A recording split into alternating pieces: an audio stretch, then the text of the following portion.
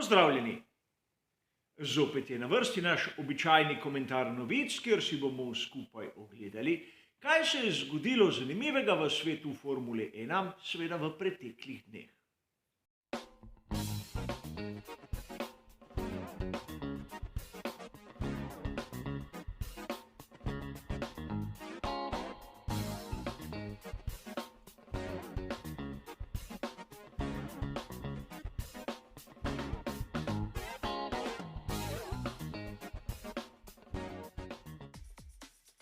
Tudi tokrat, kot običajno, se bomo ukvarjali s 4 različnimi sklopi. In videli boste, da bodo v raznih novicah seveda zajete teme, katere na kanalu smo že obdelovali. A brez skrbi, ne gre za ponavljanje enih in istih tem, temveč bomo videli, da so razni viri objavili novice, ki dopolnjujejo tisto, kar smo že povedali. In ukolikor vas zanima, kaj piše v citiranih izvirnikih, imate kot običajno vse bližnjice navedene v opisu. A da ne bomo predolgi, je najbolje, da začnemo z našim prvim sklopom.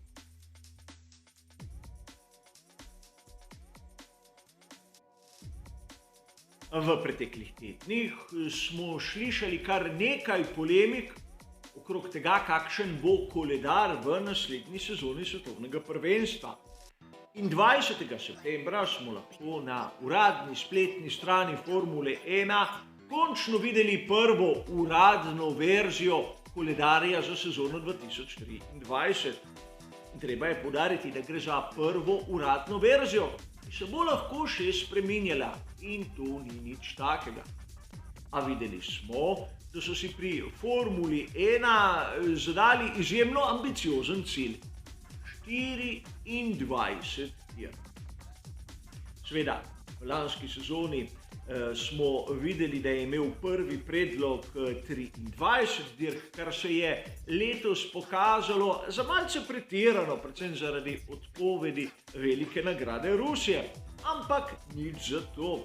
Gre le za prvo uradno verzijo.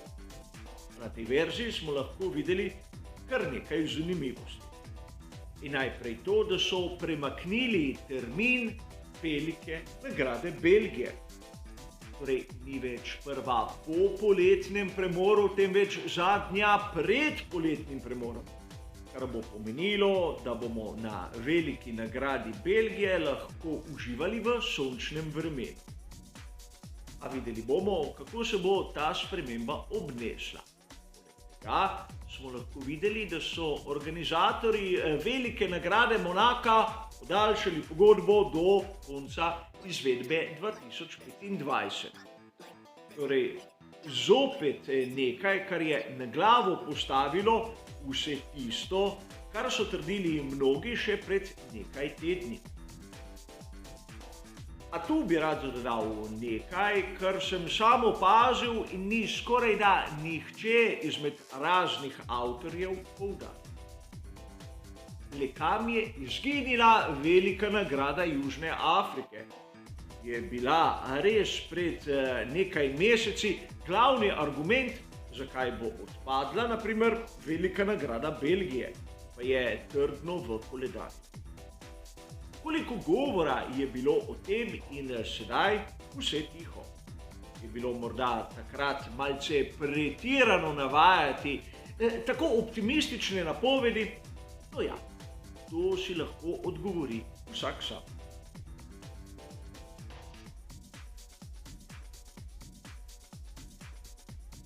Verjamem, da gre marsikateremu navdušencu Colton Hurta že malce na živce, namreč o njemu se govori več kot o kakšnem drugem potencialnem vozniku za svetovno prvenstvo Formule 1.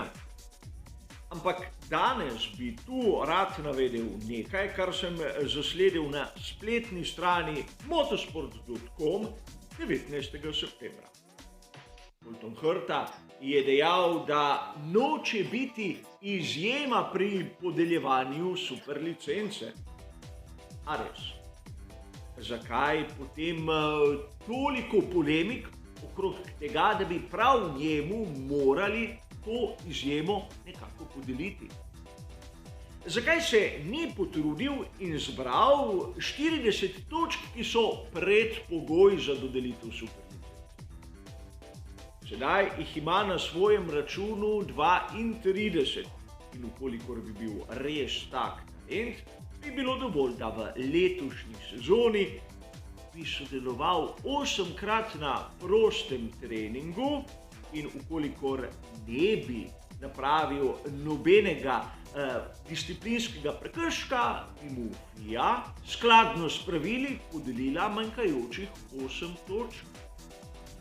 In Colton Herta je tak talent, da morajo pri družini Andretti plačevati McLarenu, da on lahko testira.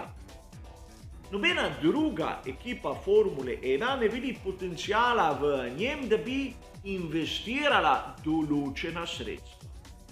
Tudi iz testiranja ekipe Alpine je izpadel takoj po trenutku, ko so se pri Red Bullu odločili, da za njih ni zanimiv, ker nima možnosti dobiti superlicence.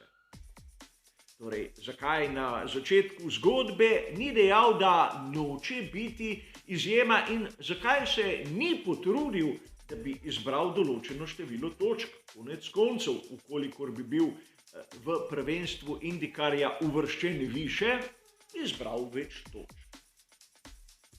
A slišimo lahko tudi izjave, kot je tista Aleksandra Rossija, ki z stališča nekega evropejskega ljubitelja motošporta nimajo kakšnega velikega smisla. Namreč po eni strani navaja, kakšen talent je Colton Herta in kako si zasluži biti tudi v Formuli 1, a konec koncev se vidi, da nekako prosi za ono izjemo, ki jo pa sam Colton Herta, kot smo dobro razumeli, noče. Vidimo lahko, da tu v ozadju so čisto drugi interesi, še najmanj interes motošporta. Namreč sam Rossi je dejal, da sistem za dodeljevanje superlicence je napravljen tako, da v Formulo 1 pride tisti, ki ima sposobnosti, ne tisti, ki ima denar. A zaenkrat pri Coltonu Herti smo videli ono zadnje, o onem prvem pa stalno diskutiramo. A mislim, da bo polemika še trajala kar nekaj časa.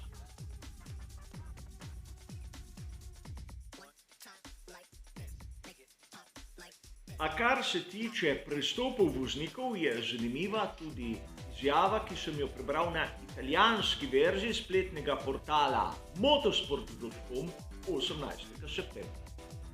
V članku je govora o tem, da Antonio Giovinazzi ima možnost zasesti tudi drugi sedež pri ekipi Williams.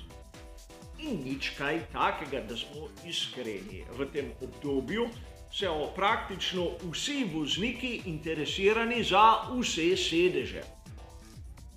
A v članku je nekaj, kar je zanimivo predvsem iz tistega stališča, ki smo ga omenjali v članku posvečenem Micku Schumacherju. Namreč Antonio Giovinazzi, poleg podpore Ferrari Driver Academy, je zbral določeno število pokroviteljev, ki mu bi pomagali, seveda, ukolikor pri Williamsu bi se odločili zanj. Stavno povedano, pripravljen je nekako nadomestiti tisto izgubo, ki bi jo imeli pri ekipi Williams, ukolikor bi se odrekli Nikolaju Latifiju. Zopet dokaz, da v Formuli 1 sam gol talent pač ni dovolj. Treba je pritegniti tudi investitorje. Res, nekateri vozniki so tako hitri, da investitor interes pokroviteljev pride sam. Drugi seveda se morajo malce več potruditi. A zopet dokaz, da zveneč priimek običajno ni dovolj, posebej, če manjkajo zveneči rezultati. A pojdimo sedaj še k naši zadnji.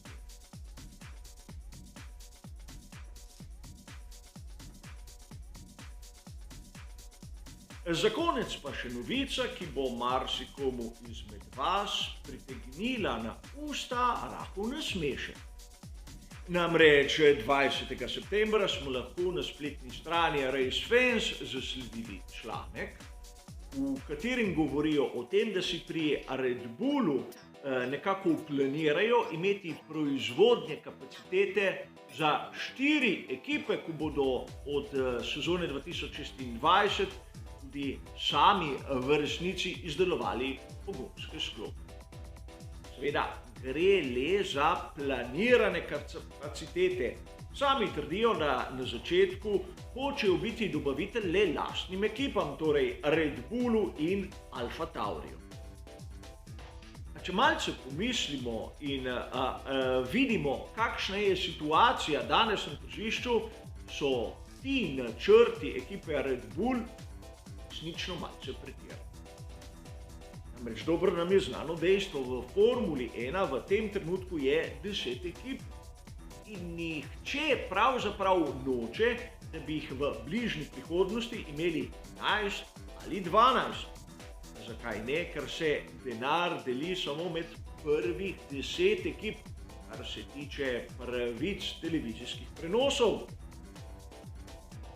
A če pogledamo situacijo in malce razmislimo, da danes v tem trenutku Mercedes dobavlja pogonske sklope 4 ekipam, Ferrari, Terem, seveda Red Bull, pomišljaj, Honda 2 in Renault samo svoji ekipi Alpine, vidimo, da ta želja Red Bulla je res malce pretirana, še posebej v tisti luči, da v prihajajočim novem obdobju, kar se tiče pogonskih sklopov, se prej citiranim dobaviteljem pridružuje tudi Audi. Torej, zakaj bi pri Red Bullu imeli bistveno višje kapacitete, kot bi jih v teoriji potrebovali, mi ni jasno, kajti to je nepotreben strošek.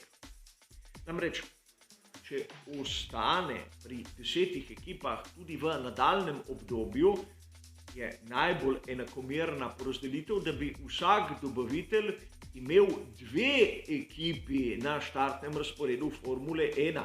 Pri Red Bullu si pa želijo imeti enkrat večje proizvodnje kapacitete.